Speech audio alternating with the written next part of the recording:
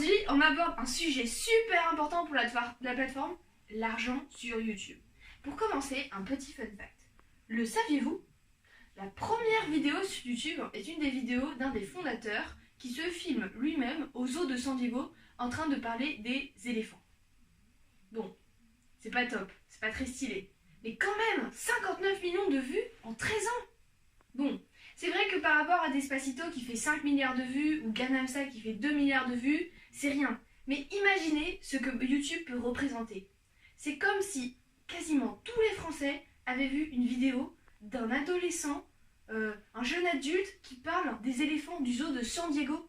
YouTube est donc une plateforme où tout est possible et qui a effectivement connu beaucoup de transformations puisqu'on part de standards de succès de 59 millions de vues par exemple à plusieurs milliards de vues. Bon, il faut réfléchir. D'où vient YouTube? YouTube a été inventé par 3 étudiants qui travaillaient ensemble chez PayPal et qui ont décidé de mettre en place tout simplement une plateforme de transfert de vidéos. Et à l'époque, on ne trouvait quasiment que des vidéos des fondateurs et notamment des vidéos du chat du 3e fondateur. C'est vous dire, c'était quelque chose qui n'avait pas vraiment l'air sérieux. Et ça ne rapporte à l'époque aucun revenu. Parce que c'est cool les vidéos de chats. Mais bon, est-ce que ça fait de l'argent? Et pourtant, Google va racheter YouTube 1,65 milliard de dollars. Vous vous rendez compte du potentiel? Bon, à ce moment-là, c'est un mariage heureux.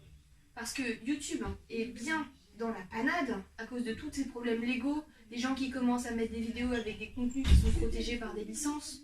Donc, Google va mettre en place une armée d'avocats qui vont régler ces problèmes et en même temps un système qui permet de rentabiliser YouTube, c'est-à-dire AdSense, l'application qui permet de racheter de la publicité et notamment de permettre la mise en place de la monétisation. Alors, qu'est-ce que c'est la monétisation?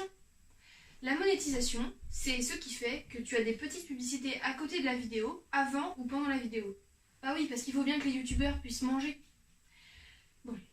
Le problème, c'est que la monétisation et la mise en place de publicités sur YouTube a eu un impact énorme sur l'aspect de la plateforme. En effet, notamment à cause de scandales, de vidéastes qui publient des vidéos antisémites, représentant des cadavres ou avec des caractères choquants, les annonceurs, ceux qui produisent donc les publicités, ont voulu décider sur quelle vidéo ils pouvaient mettre leur publicité. Parce qu'ils ne voulaient pas que leur publicité soit associée à un contenu qui pouvait être choquant ou donner une image dégradante de la marque. Certains youtubeurs mettent également en place des plateformes de financement participatif. Par exemple, Tipeee.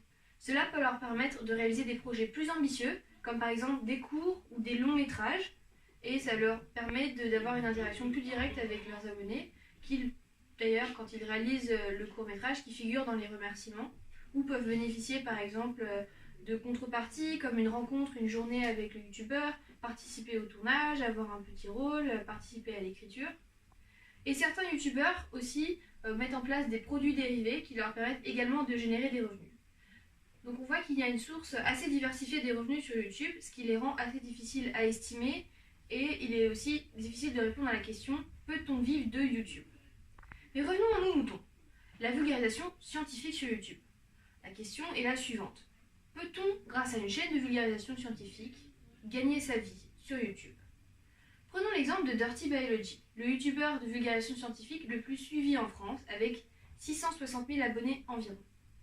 Ça peut sembler beaucoup par rapport aux standards de la vulgarisation scientifique, mais par rapport au youtubeur le plus suivi, toutes disciplines confondues en France, Cyprien, avec plus de 10 millions d'abonnés, ce n'est rien du tout. Donc, Dirty Biology a fait des partenariats avec le ministère de l'Éducation nationale. Il a également réalisé des produits dérivés, comme par exemple des t-shirts avec des poulpes, qui lui permettent également de générer des revenus, ainsi que des vidéos sponsorisées.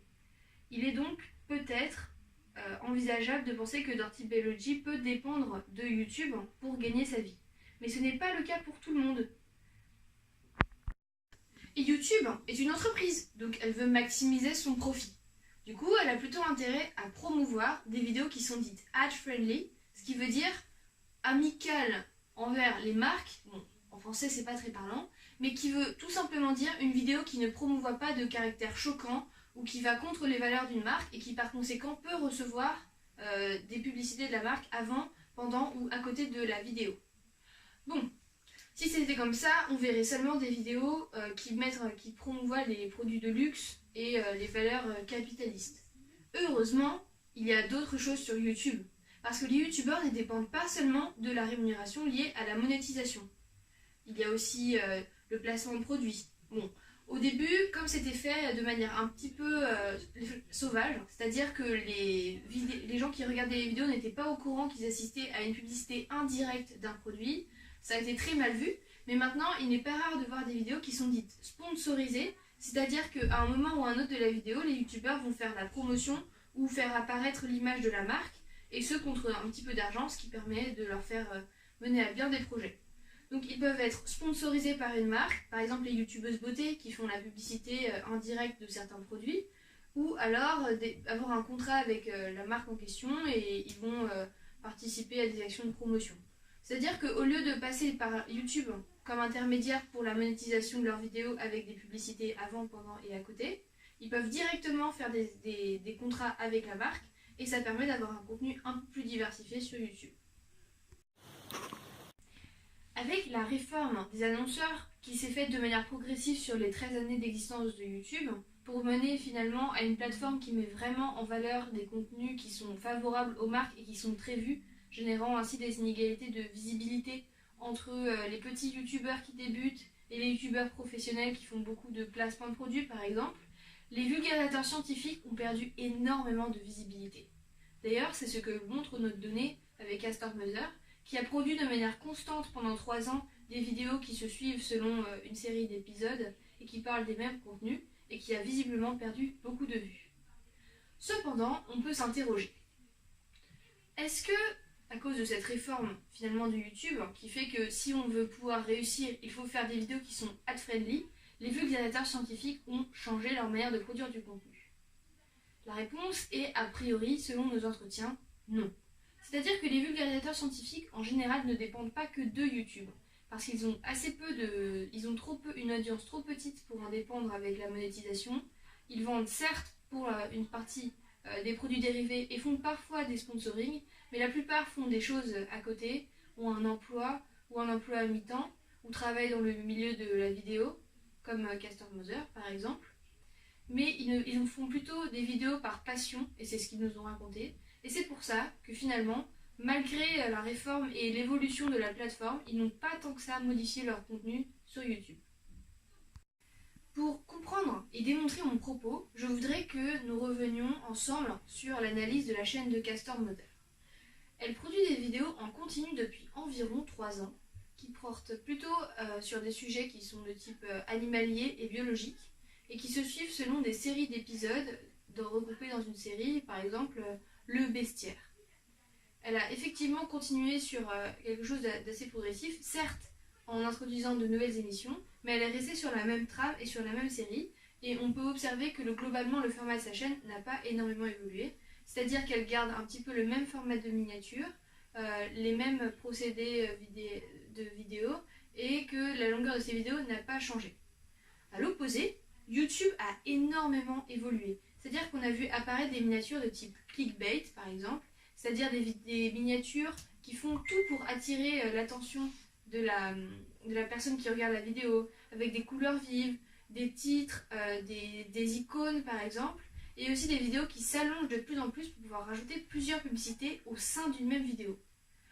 Castor Mother n'a pas du tout suivi cette évolution et a gardé une chaîne qui est globalement la même depuis 3 ans, même si elle a pu bénéficier de l'apport technologique de YouTube qui permet par exemple de réaliser des lives, c'est-à-dire des vidéos où les gens peuvent commenter en continu sous la vidéo des remarques et le youtubeur peut y réagir en direct. Cependant, on remarque que le public de Castor Mother a plutôt tendance à regarder ces vidéos de type classique, c'est-à-dire de vulgarisation, et beaucoup moins ses lives, ou alors ses vidéos où elle parle plutôt de sa vie à elle. Et donc on peut dire que le public qui vient voir les vidéos de Castor Mother est plutôt un public qui est déjà intéressé par la vulgarisation scientifique et qui sélectionne le contenu. C'est-à-dire qu'il ne va pas venir parce que YouTube a promu ce contenu, mais bien parce qu'ils ont un intérêt particulier. C'est pour cela aussi peut-être qu'on peut dire que les youtubeurs de vulgarisation scientifique sont plutôt indépendants de l'évolution de la plateforme YouTube. C'est parce que finalement, ils dépendent d'un public ils n'en dépendent pas réellement, mais leur vue dépend d'un public qui est déjà intéressé et qui du coup ne va pas du tout se laisser guider finalement par YouTube et vont plutôt aller directement là où ça les intéresse. Donc finalement, on peut dire que YouTube est une plateforme qui a énormément évolué et plutôt sous la pression des annonceurs, puisqu'elle a fini par se conformer au contenu que les annonceurs voulaient voir après leurs vidéos, après leur publicité. Voilà, ça porte à confusion, évidemment, tous ces acteurs. Mais ce que je voulais vraiment vous faire comprendre, c'est que la vulgarisation scientifique est une catégorie de YouTube qui échappe plutôt que les autres catégories au nouveau procédé de mise en valeur des vidéos sur YouTube, qui est une plateforme qui a vraiment beaucoup évolué. Et je reviens à mon exemple initial, on parle de standards qui étaient d'abord de centaines, puis de millions, puis de milliards de vues. Et aujourd'hui, c'est une plateforme qui a un potentiel énorme, qui vaut beaucoup plus que la mise initiale de Google. Et j'aimerais vraiment qu'on participe ensemble à regarder cette évolution. Donc n'hésitez pas à vous abonner, à commenter cette vidéo et à déposer un like. Ça me ferait très plaisir. À bientôt pour de nouvelles aventures.